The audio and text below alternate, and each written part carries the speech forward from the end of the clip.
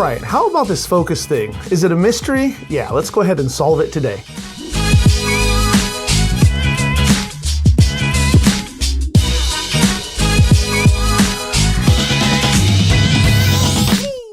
Hey there, Enterprisers, what's good? It's Jason Lago here again, and in this video I want to talk to you about solving the focus mystery. That's right, solving the focus mystery. In other words, why is it that you can't focus properly, right? Are you struggling with maybe not being able to focus the way that you want to, or maybe not as quickly as you want to? Or maybe it's one of those things where when you finally do focus, you're good for a while, and then all of a sudden you're not focusing so well, right? You kind of go in these waves. Well, there's reasons for this, and just know that you're not alone. In this video, what I hope to do is kind of uncover just a few things, if you haven't considered them before, as to why I think this might be happening to you. I think it happens to the best of us, myself included. Let me go ahead and share with you the 3 main reasons as to why I think you're not being able to focus like you want to, and thereby solving the focus mystery. More importantly, if any of these things apply to you, you at least know what to watch out for, and hopefully you can figure out a way to go ahead and fix it. Let's jump right in. Number 1, distractions.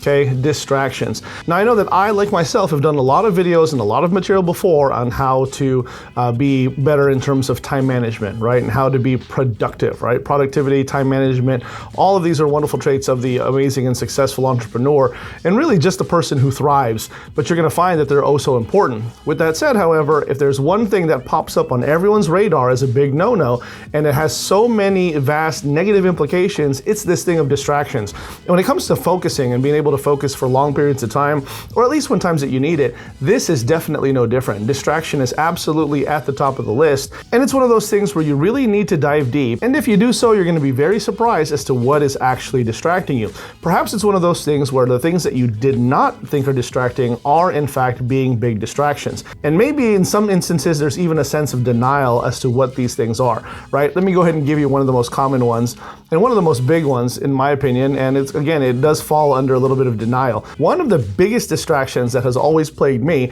get ready for it, I know it's going to sound a little bit humorous, but it's my children, right? My kids. My kids are a huge distraction, right?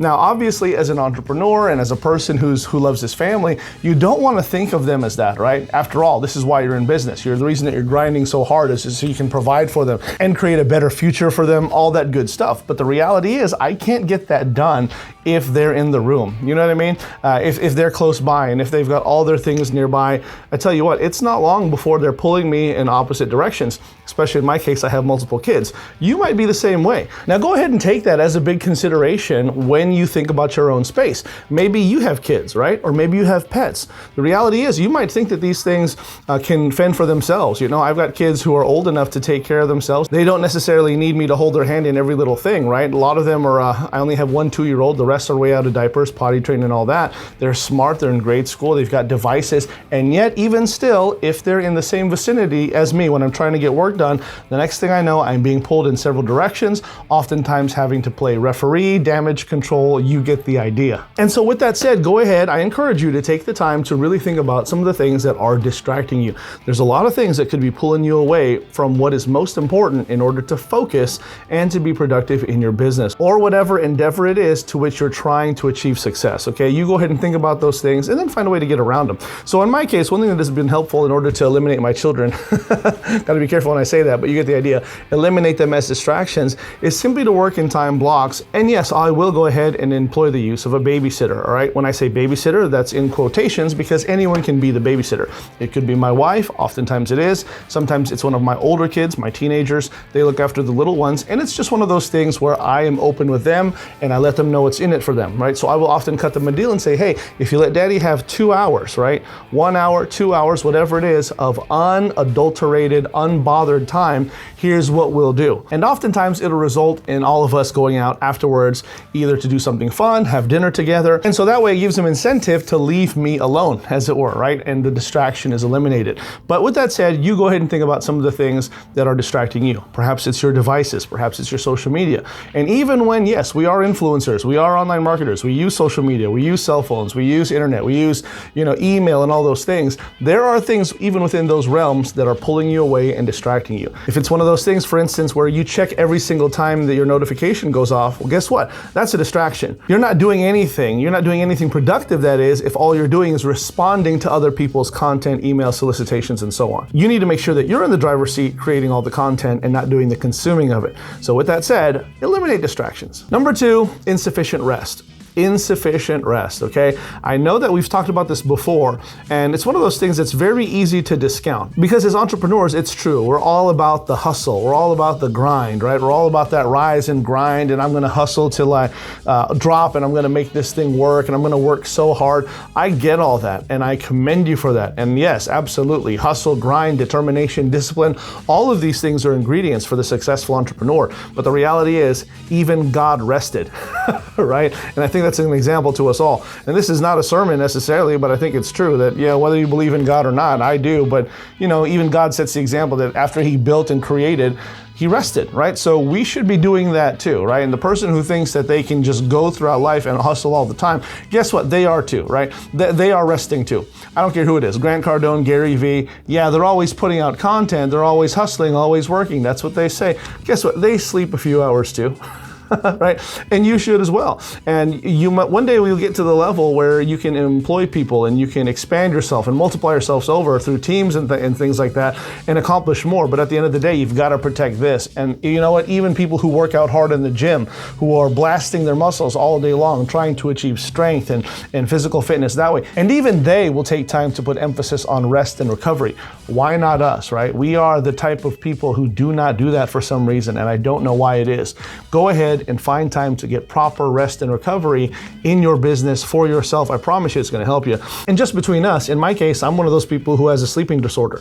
And so it is very hard for me to find comfort to sleep. It's very hard for me to stay asleep without the proper aids of certain materials. And so I do get the fact that some people have a hard time sleeping. And for me, working is a great alternative. And it's like, if I can't sleep anyway, let me just go ahead and work, right? I've kind of have been built like that and have been living a lifestyle very close to that for the last several years. And yet now more and more I'm realizing that I need to find a way to make sure that I get my rest and recovery when I can.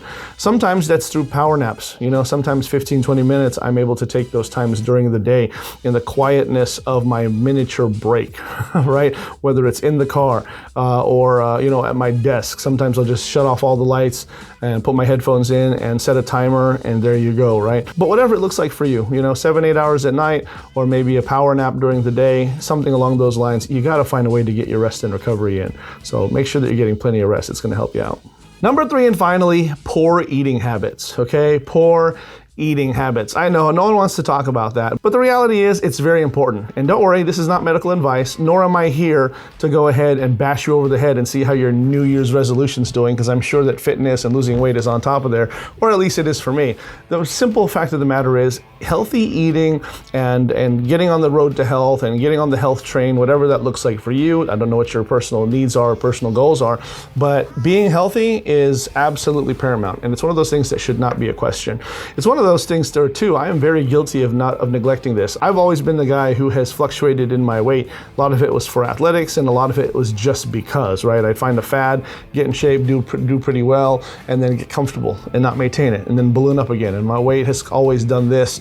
And work has a lot to do with that. When you are on the go, so busy, grinding away at your desk, you wake up, you put your head down to work, and then you look up and several hours have passed and you're hungry, and rather than take the time to cook or prepare a whole nutritious meal, what do? You hop on DoorDash or Grubhub and you order the nearest, quickest, most convenient meal, and it's not the healthiest meal, is it, right? And so again, this is not me condemning you in terms of health and wellness, right? You have a doctor and probably a spouse who can do that, but just know that you definitely need to get on the health train. Healthy eating habits are absolutely paramount and conducive to you being a successful person who can focus properly.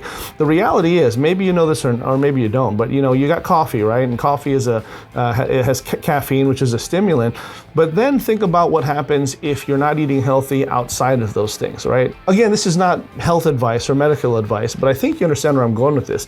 Eating and consumption has a chemical reaction, and there are after effects to when you eat. right? So if you have a big, non-healthy meal from a fast food restaurant or junk food or what have you, the next thing you know, you're probably going to suffer from a mid-afternoon crash, right? Or a post-meal crash of some sort if that food wasn't healthy, right? That's all I'll say about it. And how often do we know these things to be true? I was at a lunch meeting most recently, and in classic fashion of those of us who go out on lunch meetings, after this big, massive meal was served to us, immediately the joke amongst the table was, man, I'm ready for a nap. I'm ready for a nap. Number one, you shouldn't sleep immediately after you eat. And number two, why is that the norm, right? Why is it that you eat so full and all of a sudden you want to crash? Isn't food meant to fuel you? So after you eat, shouldn't you be satiated and fueled up, ready to tackle the next adventure? That's the way in my mind it's supposed to operate. And when I'm at my best, my healthiest, my fittest, my most dialed in and focused, this is the way that life operates for me. I'm slowly getting back to that, but this is me calling myself on the carpet just as well, right? So I think you get the idea. Get to a place where you're eating healthy, knowing that eating healthy is going to help you focus, right? And that's all I'll say about that. Focus by eating healthy. There you have it, my friends. Listen, I know this is brass tacks, right? A little bit different than what's usual, but I promise you, if you put these three things into action, or at least come aware of what these three things represent, you're going to find yourself solving the focus mystery sooner than later.